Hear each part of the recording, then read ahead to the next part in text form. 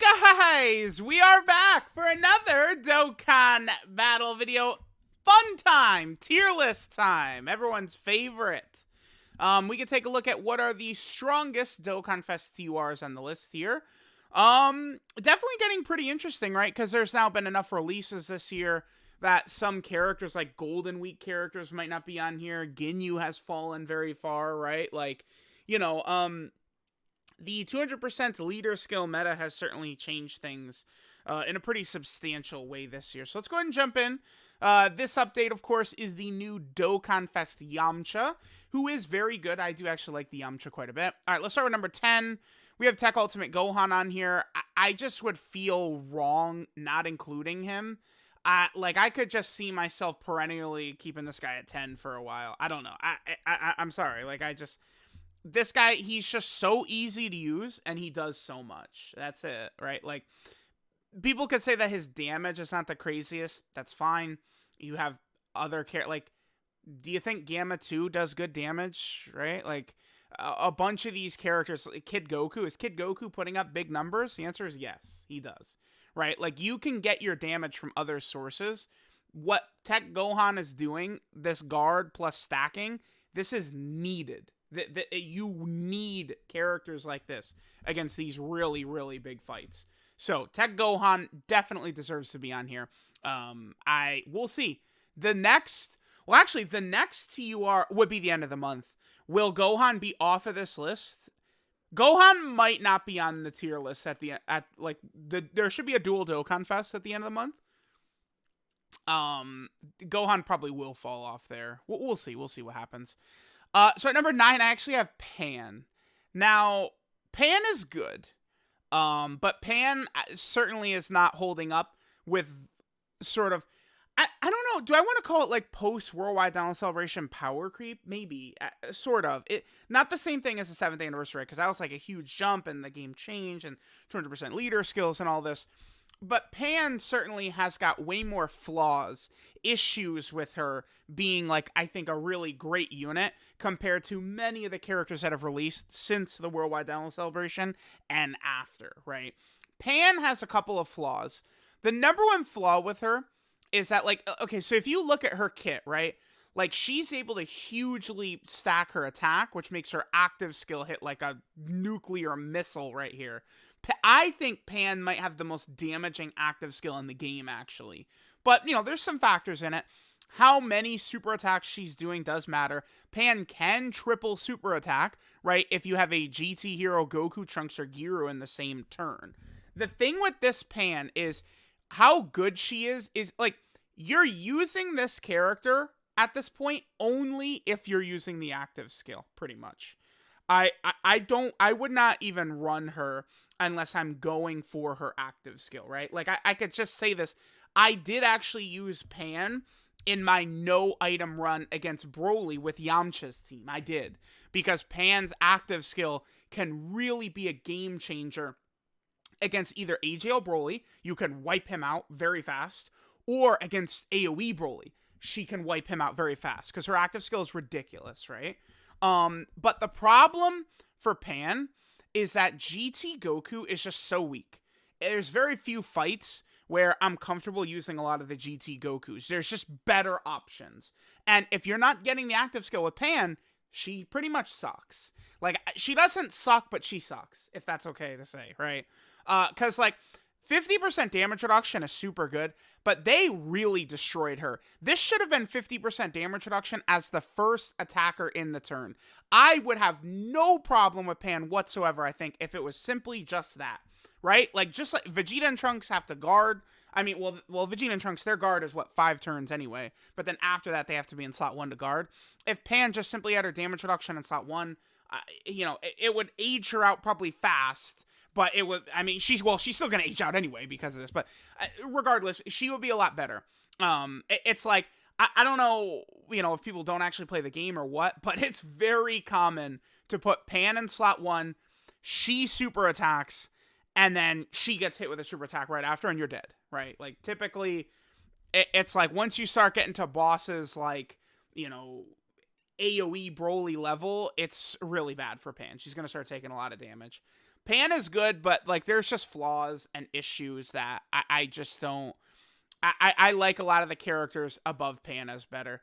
Next are the tech androids. Crazy to think, yeah, damn, I've got them at 8. I still think that they're fairly good. Certainly they're definitely not competing with the more recent powerful DOKKANFEST TURs. One thing I think a lot of people have to understand is, some of these characters who are now not on the list, it's not really that like all of a sudden they're all like people, they pick favorites. Like a lot of people love physical Super Saiyan 3 Goku. They're obsessed with him. They can't like wrap their heads around around the fact that there's better characters coming out. Like, yeah, this guy was good, but tons of way better characters have come out, way stronger than him. So it's like, how good is he? Well, like he's good, he's okay, but he's not super crazy anymore with the Gammas and Kid Goku and Yamcha around. Like, this guy like sucks compared to these characters, right? Like, you have to understand that.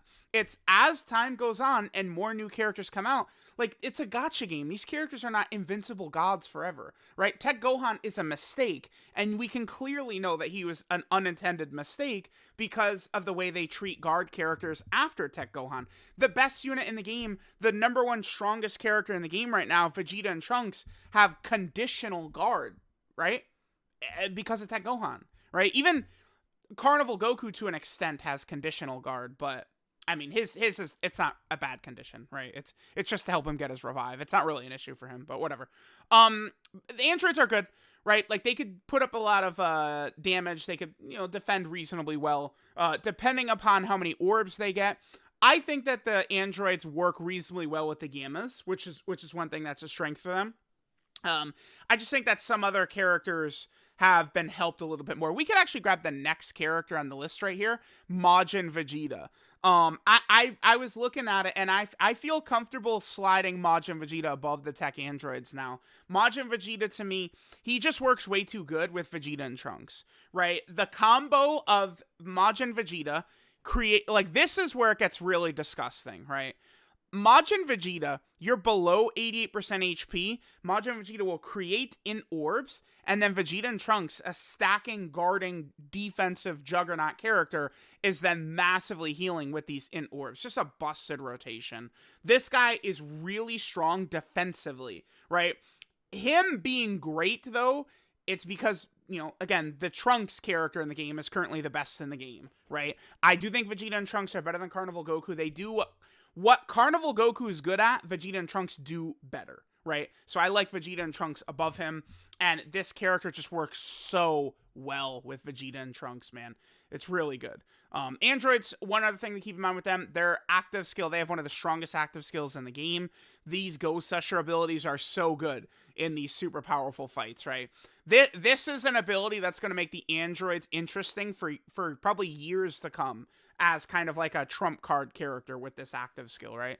The same way people like Pycon, the androids will be able to work in a similar fashion. So we have that. There's, of course, Majin Vegeta at 7. We have Ginyu at 6. I know it seems crazy that Ginyu is at 6, but, like, again, better characters have come out. That's all it is, right? Like, it's not... Eventually, these characters age out. I just really want to let people know not to fall in love. Your favorite character gets a good Dokkan Fest. That's awesome, but they are eventually going to be replaced. Better characters come out. Characters with like less restrictive conditions. Characters with just higher defenses, higher offenses. These things happen. Ginyu is still really good. Certainly, I would say his team doesn't hold up as well in, say, the Wicked Bloodline Red Zone as it did the Red Zone at the start of the year. But, I mean, you could still effectively get through all the content with Ginyu's team. Ginyu is strong. Ginyu is still supporting, and he'd be super effective against all types, and he could stack, and he could have a scouter, and Ginyu can dodge. Like, Ginyu's still doing all of these things. Maybe one other thing you could say is a negative for him is that there now is a better Terrifying Conqueror leader than him in Final Form Cooler, right? Final Form Cooler is just a better Terrifying Conqueror leader, right? He works better with that category than Ginyu does. If Ginyu's support, so Ginyu Force category has 30% attack and defense. If they really wanted to make Ginyu better, he would give all allies 2 ki and then Ginyu Force category allies get 30% attack and defense. That would have been, I think, okay. We'll just wait. That would have been a more effective, I think, thing for this Ginyu. Is if he gave a little key. That would have helped him out a little bit more. I like Ginyu, but again, just better characters have come out. Next, oh, no, that's not correct. Yeah, next we have, Bardock, DBZ Bardock, oopsie. I'm a silly boy. Next we have DBZ Bardock. Bardock, so Bardock is not the craziest when it comes to his damage, when it comes to his defense, right? But here's the thing. Bardock, when he first came out, was bugged. His Scouter works for the first 5 turns. I think that's going to age really strong. That makes Bardock incredibly good in any short fight, right? Like, we know STR Vegito as a character sucks. He sucks. STR Vegito is ass. Listen to me. But why do people still use him? Why can you get away with using him? Because when you transform with STR Vegito, he heals, and then he gives you 10 turns of the Scouter, right? Bardock, I could see Bardock being very relevant for a while because of his Scouter. Maybe they could have bumped this up to like 7 turns or something. I don't know. I would say this Bardock really doesn't seem too impressive though, if you don't have his intro up. Because this is a character that wants rainbow orbs, and like you have to, like, he's generating rainbow orbs, but only while his intro is up. That's a huge flaw with this character. I think his rainbow orb changing should have been just base, and then his Scouter could have only been for the first 5 turns. That could have been good. Regardless, I do think Bardock is super good. A lot of it has to do with the Scouter. You could say, oh, he's only good because of the Scouter. Yeah, that's true, but guess what? He's got the Scouter, right? Like, yeah. I mean, yeah, the Scouter is good. Being able to know where the enemies are super attacking. And, you know, Bardock is on a bunch of these teams. You know, he's on a lot of these Goku teams. You're going to have characters like Carnival Goku and, you know, Tech God Goku to put in front of these enemy super attacks. So you can take advantage of his Scouter. Bardock is very good. I like Bardock quite a bit. Next, we have Yamcha. This is our new addition to the list. Now, I did have some sort of back and forth. We'll grab the next character as well, which I think is Gamma 2 here. I did sort of have some back and forths at first, but Gamma 2 really is quite powerful. I would say I think people who think Gamma 2 are the best 2 are maybe a bit crazy. I mean, no matter what, like that would involve having Gamma 1 on rotation, though. But, like, Gamma 2 is really crazy, right? Like, you don't want to forget that Gamma 2 does this. And you don't want to forget that Gamma 2 does this, too. So Gamma 2 is not just like an offense character. I mean, he's more offensive than anything, sure. But this guy is really strong, right? I use Yamcha quite a bit. You know, I know itemed a lot of stages very easily. I do like Yamcha. You know, he's a dodge character. Dodging works really well, right? Whereas Gamma 2 gets one shot by the Middle Cooler Core or Cell Max or something like that. Yamcha can dodge and you live. But it just feels like Gamma 2 is stronger to me. Is what I would say. Gamma 2 does feel stronger to me than Yamcha. Yamcha maybe can out-age him, but, I mean, Gamma 2 with his nullification, this is really good. And this support, this is really good. These are things, like, it seems like little tack-ons here. Oh my god, yeah, I got it. The page is crashing over and over, sure. It seems like little tack-ons right there, but I think it really does help round these characters out, like Gamma 2 and Gamma 1. Gamma 2 is very good. I can't put him above Kid Goku or Gamma 1, but I really do like Gamma 2, and I do think he does feel, I would say, comfortably better than Yamcha to me. Because Yamcha looks really crazy at the start with this right here, but, like, this only lasts for 4 turns. Like, you only have 2 rotations of this intro, right? And it's like, you better get your attacks in with Yamcha during that, or else he can be very, very squishy, right? This right here. My only criticism for Yamcha, I think he's fine. Keep in mind that this right here does not stack. This is not a stacking buff. So Yamcha has a high chance to dodge. He does not then get a 60% chance to dodge with a super, 70% chance to dodge with a super, 80% chance to dodge with another super. That's not how it works, right? Yamcha has a 50% chance to dodge. Then any super attacks he do is a separate proc, just a separate dodge chance. And then you'd have his hidden potential system chance, right? So you'd have essentially 3 separate procs that it'll check if Yamcha can guard, or if Yamcha can dodge. That's the way it works. Yamcha, the one change I think they should have made to him, and I would have been quite satisfied with, is if this was a 70% chance to dodge instead. If Yamcha was a great chance of dodging character, he would be a stronger UI Goku, is what he'd be. Right now, he is very good, but, I mean, you could definitely get hit much easier on this guy than on, like, UI Goku or something like that, right? If his, dodge chance was stacking, this guy would be, he might be honestly, if this worked, like, it's stacked, this guy might be number 1. I might put him at 2. Okay, let me just pretend. So this stacks. I would probably put him at 2, I think. I actually would. I think that would make a huge difference if it worked that way.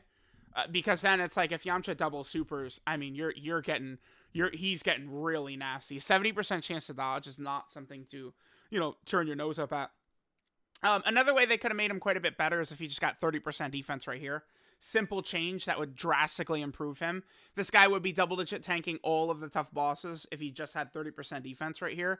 Either 30% defense there or 70% chance to dodge is what he needed. Very, very powerful character, but the Gammas and Kid Goku, they're just better. That's it. They're just stronger characters. These guys are super, super busted. We talked about Gamma 2. I'm not a Gamma 2 hater. I like Gamma 2, even though, again, Gamma 2 is more of an offensive unit, which typically, I feel like defensive characters are just far more valuable. They always age better. Defense characters always age better. They always do. Offensive units get aged and phased out fast, man. But Gamma 2 is not just an offensive unit. The nullification and the support, I think, are very helpful, along with everything else he's doing. Gamma 1 being as powerful as he is really helps both of them eat off of the other, right? Both Gamma 1 and Gamma 2 can work without the other, but they're both just so much crazier with the... Like, they're so dumb next to each other. It just makes them so powerful. I can't put Gamma 2 above Kid Goku, though. This ability right here... I mean, if you want to make characters crazy moving forward, you give them shit like this. This is really dumb, right? So, like, Kid Goku is doing this, giving all allies damage reduction, or look at what Yajirobe's doing, where his support lasts for multiple turns. These are really busted abilities that are just, like, super crazy. So, these moving forward, we're going to get more stuff like that, and it's going to be really, really awesome.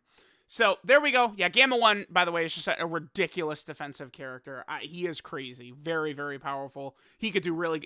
he could double-digit tank, Cell Max super attacks, and then follow up with, like, a double 10 million attack set as well. Like, Gamma 1 can be really, really powerful.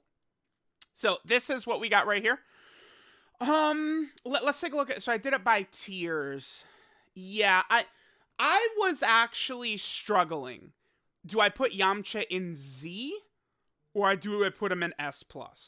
This actually, I've been sitting here for quite a while. I think I would put Yamcha in S+ right here, but I would. I think that looks pretty good.